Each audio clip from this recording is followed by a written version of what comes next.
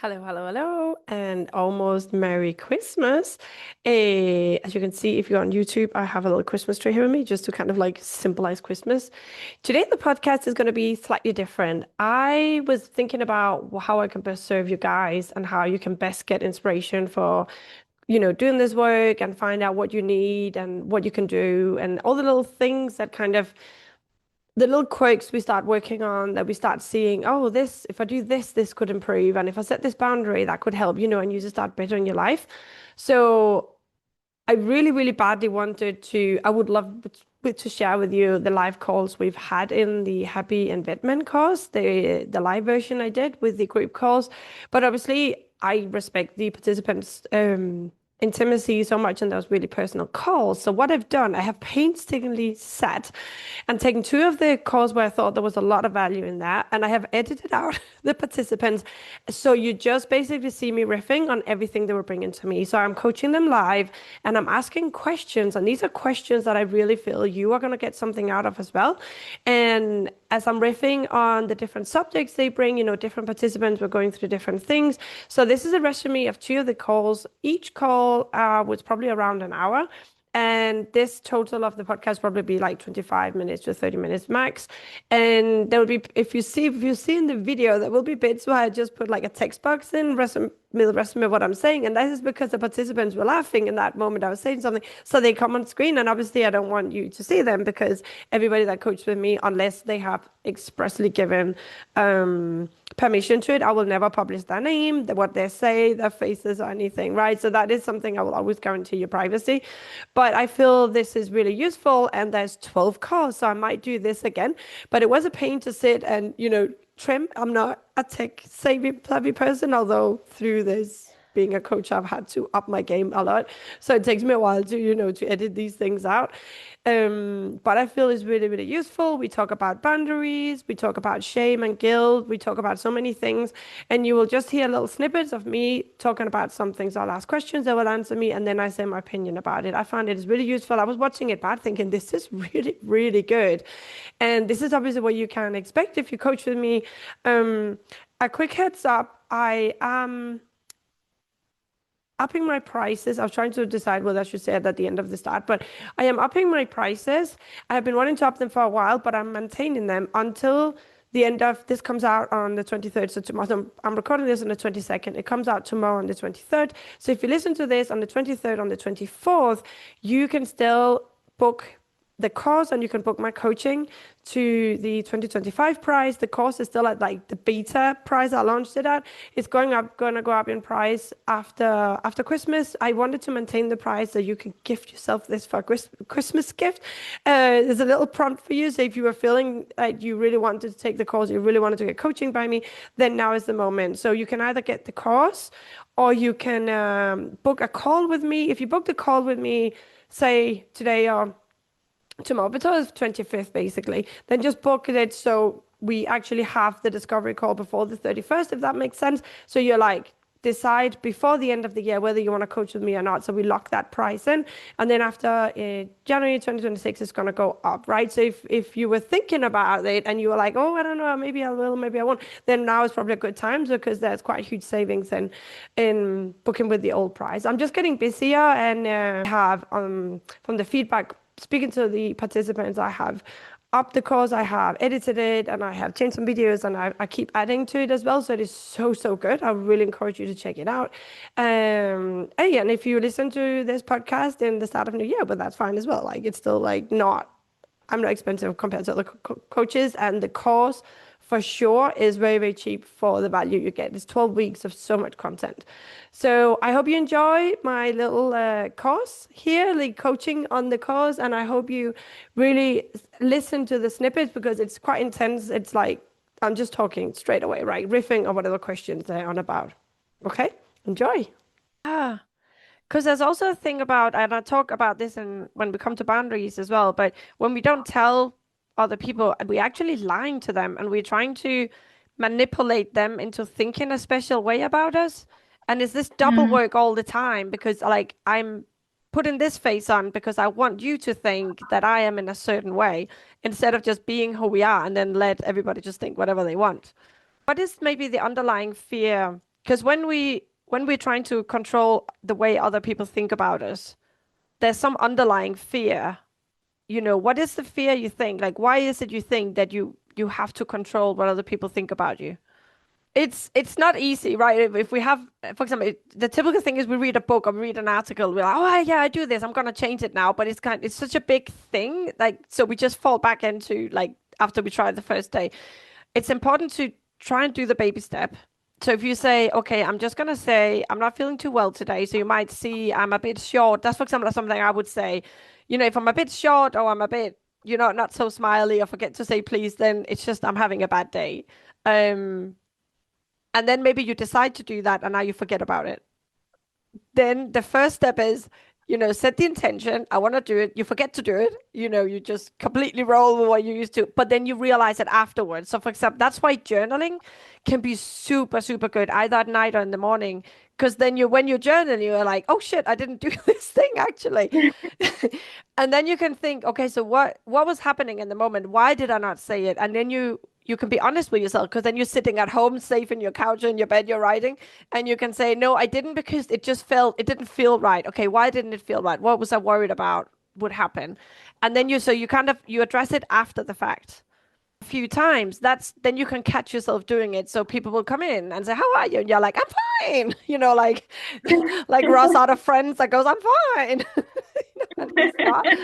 And then you catch yourself, you're like, oh, I did it again. And then you catch yourself earlier and earlier. And then you start going, no, actually, I'm not fine. I'm not too good today. Seems easier because in the moment it just seems easier. In Spanish, actually, there's a saying thing like, do you want to be red once or yellow 100 times? And it's the yellow the 100 times, which is just like keep taking it and just keep doing the same thing because it seems easier, but actually when you build it up, it's a lot. No, instead of just that one time being taking the courage to make the little change or say the thing or say no, no. And I also want to say, and also you, this comes up in the video as well, but I think it's cool to try these things and then actually learn about it afterwards. It's a bit like when you first do something in vet med, you're a bit like, I don't really know why I'm doing this, and then you learn why you do it, and you're like, now it's easy. But with boundaries, so it's not going to be pretty in the beginning, and it's not easy. It's a bit like the first time you ride a push bike, and you're like, all over the place and you look around at other people that are doing it and it's like how does it look so easy. And it's exactly the same with learning to set boundaries from scratch. You're going to find it difficult, you're going to feel guilty, and then because you feel guilty you think, oh, it must be wrong, I feel a bad feeling, so I'm doing the wrong thing. But you're not, it just feels bad because you've not done it before. I love that you bring up both guilt and shame because in psychology, the differentiate between so guilt is, I used the wrong medication, I kicked your dog, I didn't come into work yesterday, I did something wrong, I'm really sorry. And then you kind of like, you apologize, and there was this thing I did wrong. Shame is more like, I am wrong. Like because I do Mm. these things, it means that I am wrong. It's like we take it, it's our personality. We take it, it's like inside. It's not something we did, it's what we are. And I think yours is bordering more on shame than on guilt. So okay, so let's go back to the boundary setting when you do the shift. So one, we set the little baby steps for you to try and be more aligned with how you're feeling inside, also show it on the outside, even if you don't go into details. And one thing I want to say, you don't owe explanations to anybody. Right, remember that is a boundary as well. Because I tend to, if I say I don't come in tomorrow, oh, but why? And then I didn't want to say, but then I say it because now they ask me, I have to give them an answer. No, you don't. You don't have to answer. And it's a bit like going on a date. I think the way they explain it as well. If you go on a date and you maybe start kissing the guy, and then you're just like, no, I actually don't like you. You don't have to then continue, and you don't have to justify why you don't want to continue. You just like, okay, I've had a nice night, goodbye. You don't have to explain anything or justify yourself. You just say, that was nice, bye. That's all. But we're so used to we have to justify and explain ourselves, and we don't. We don't have to.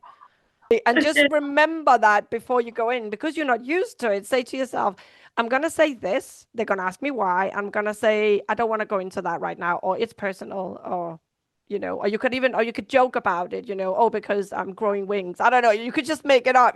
So that was the first. That is your little baby steps in, coming into work. Okay. So setting boundaries. Is there any boundary you need to set right now that you are thinking about? It's actually quite easy to get out at. We just make it hard, right? Like it's I think if we look at the model, it's probably not a good idea to be thinking it's very difficult to get out of it because like the feeling and the actions we're gonna take are probably not gonna be. But I do know that it's hard to change. It feels hard to change and to set boundaries, but it's actually not difficult. It just feels hard.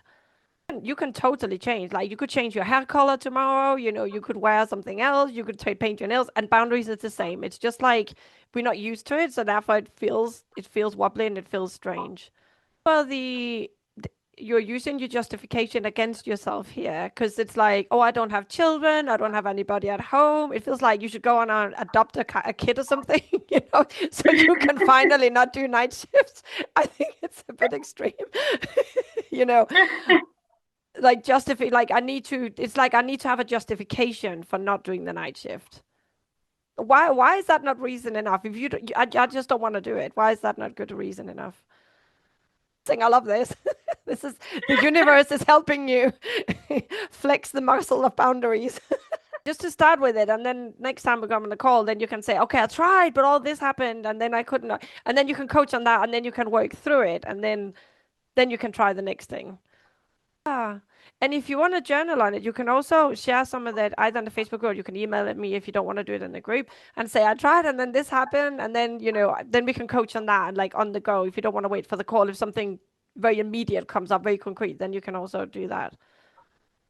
When you realize, because I think a lot of people use it against themselves. Oh, I am so wrong. Like, the shame, I am wrong. I shouldn't feel guilty. I should be able to set boundaries and all that.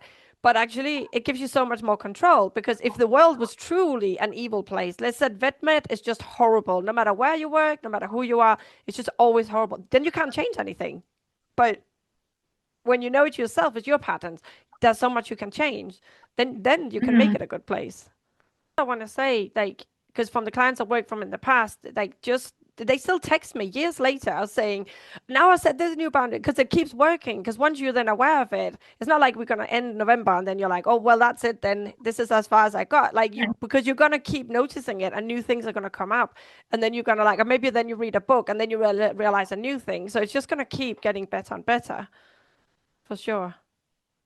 That definitely is one. I swear to God, I have had people that have been really burned out, like panic attacks. I've had to take sick leave for like 8 months because they couldn't even drive a car because they were just so freaked out. And now super happy, back in VetMed. So yeah, no, totally. You go and try it out and just feel free in the group. Or if you want to more private, then just email me whatever you want, and then we just keep working through the little quirks. You'll see how quick it actually happens, and it's not that difficult. And I think it's really important, like, because I don't care if people eat a bar of chocolate or drink a whole bottle of wine after work, but I just think it's important that we know we're doing it and like why we're doing it. Like because I think we often have the excuse, oh, it's been a really hard day, let me just drink wine. But like, okay, but why was it a hard day? Why do I need this? What is it that, like, and I think especially with like, I'm super triggered about alcohol because I had an alcoholic dad and my brother just died. He was an alcoholic as well. So I'm like, alcohol, but actually there's a lot of things that are not that great for us. And if we just let them carry us away, or this hunt for success as well. No, I need to be successful, but you haven't even defined, we don't define success. Like, what is it like this? So this like chase for something can be a dopamine hit as well. A huge difference because your brain will start to spin out. For example, I try to do gratitude. To me, it's like really helpful if I feel like I wake up like in a super bad mood often and really tired and like, oh my God, long day before, like my brain just goes into this negative spin for no reason whatsoever. And I have to remember like, okay, now there are good things in the world. Look, I got a house, I got a roof over. And then as soon as I say that, my brain will go, oh, yeah, but does that need retiling? Like my brain will just immediately go off on one, or I'll be like, oh no, I'm really grateful. I got Bruce, he really loves me. And did he do the dishes last night? It's just like, I cannot keep my brain focused in this.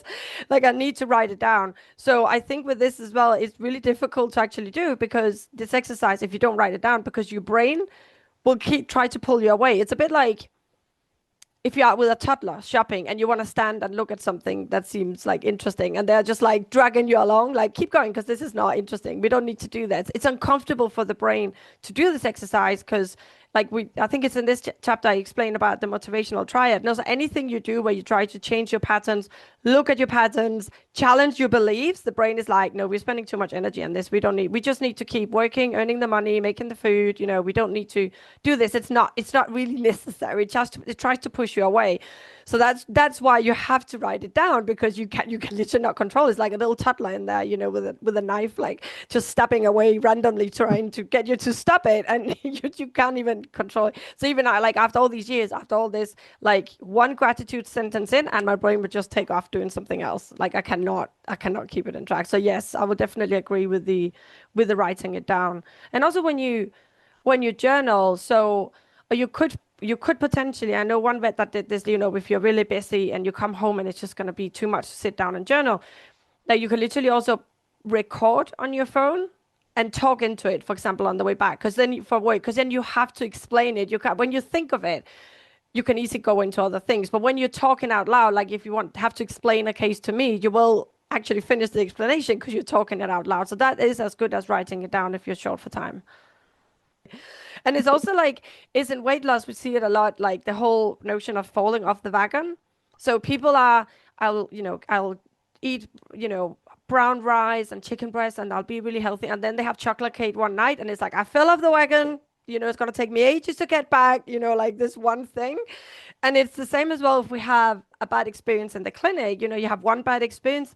I thought I was a good vet. I'm obviously not because I make all these mistakes all the time. We just grow it into this big thing. And because we have made one mistake, now we're a bad vet forever. It's like a friend earlier because she's not a vet, but she's a business owner. She owns a very big business in the States and she does the same into the black and white thinking. And I think women particularly tend to do it. And also when we are, I don't want to say ambitious because it sounds like we're like ambitious, like bad boss ladies, but we are people that want to make a difference. We care, we are action, prone, we go forward all the time. I think our brain just tends to push us into the black and white thinking because it's just quicker, isn't it? If you're not dwelling in the what in the gray areas and asking why, it's just quicker to do okay, better, good, okay, good, this way. So there's a reason behind it. Yeah, and I still depend, like we all like external. First of all, like let's just validate liking external validation. If somebody says you've done a good job or you look good today or you're the best vet that ever, you're the best one that ever. I didn't believe you did this. It's like, oh my God, like we wouldn't be human if we didn't get a dopamine hit from that. Like that is the like we're primed for that, right? Because when we were living in the caves and we were good people that did a good job and the other tribe members liked us, then our survival was guaranteed. Because if I'm really good at picking the right nuts or really good at catching rabbits and people love me for that, they're going to keep me there. I'm going to have a good space and I'm going to get a lot of food from them. So it's like that is completely normal. So first, like we can validate that it's normal and that's always going to happen. There's no way we can overrule that. I don't know. You would have to be Buddha in order to not feel that. Like, ching. Like you would have to be enlightened and sitting on the tree for the rest of your life, I think, to not feel that. But that's amazing. We just don't want to depend on it, in our day to day. So, for example, with the entropion, right?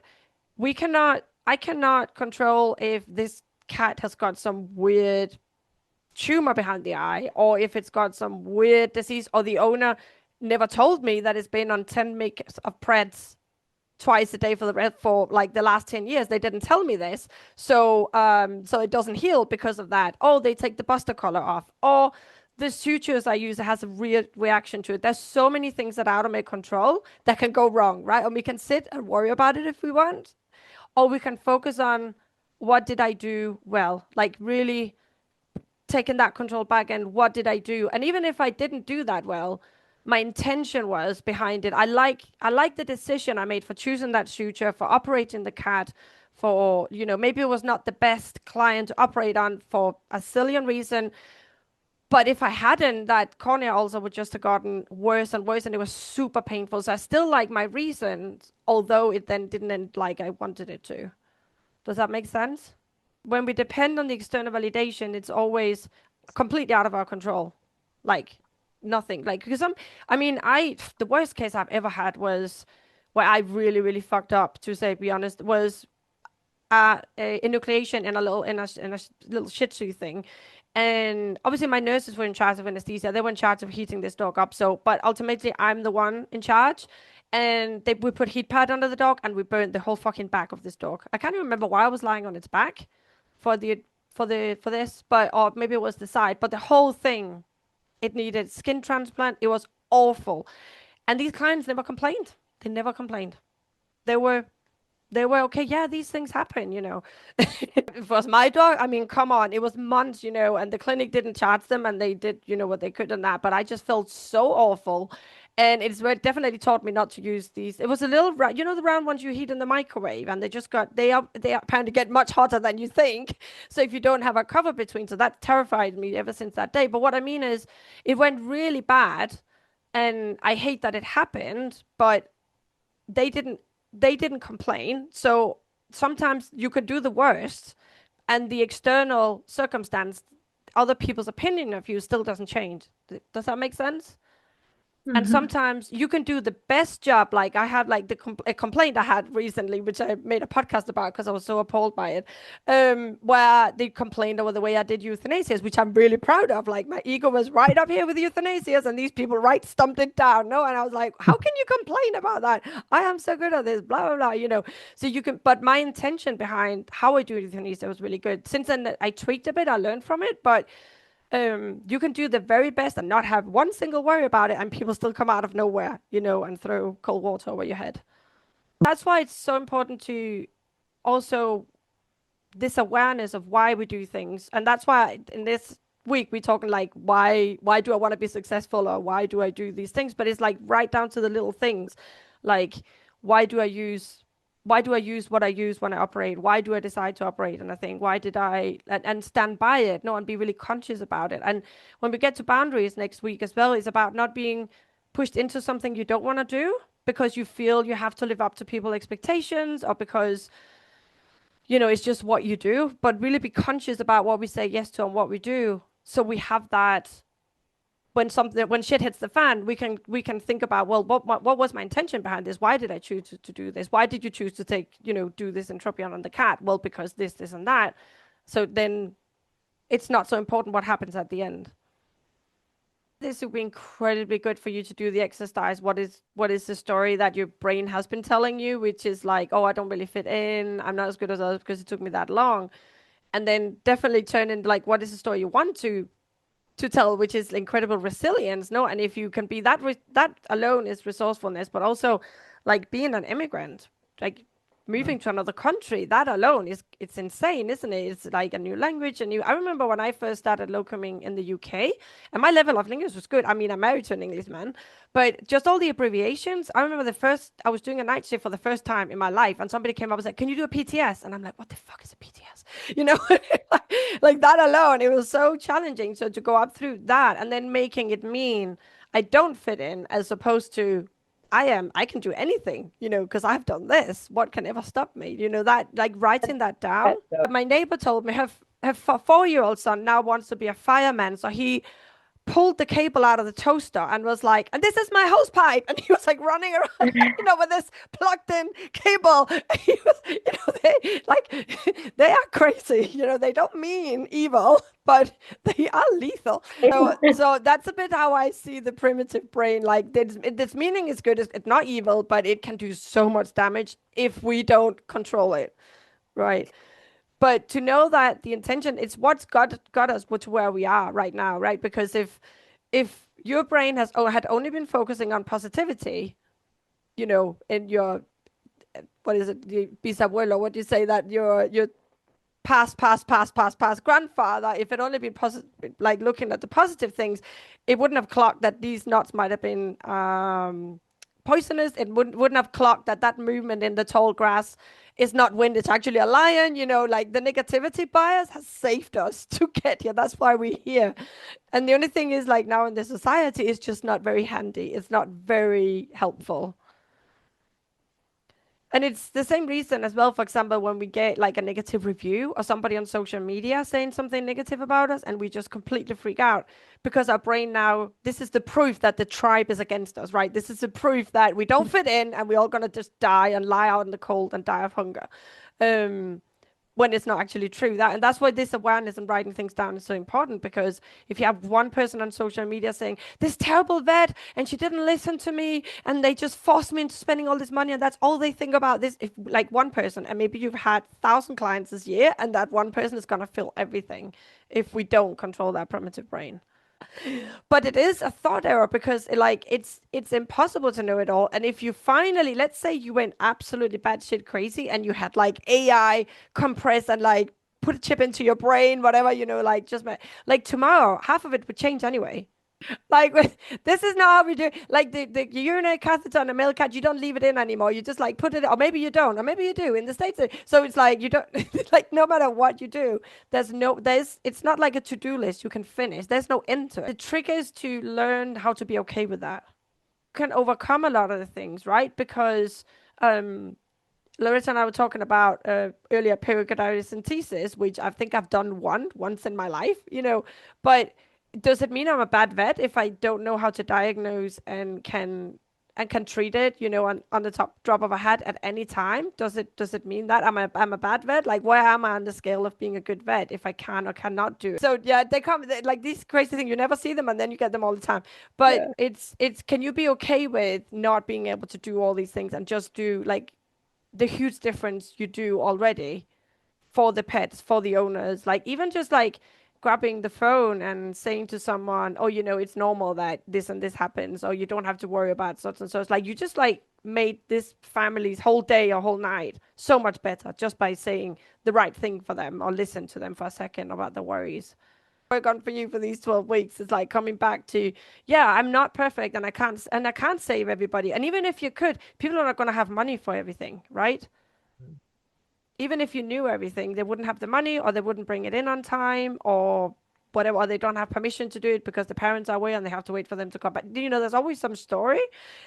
Mhm. So even if you were perfect and you were a literally encyclopedia with everything, you still wouldn't be able to save them all. And then your next thing would be, okay, I know everything. Now I have to control everybody around me, make sure everybody have got insurance. Like it's a never ending wheel, right? It's a hamster wheel you can't get out of.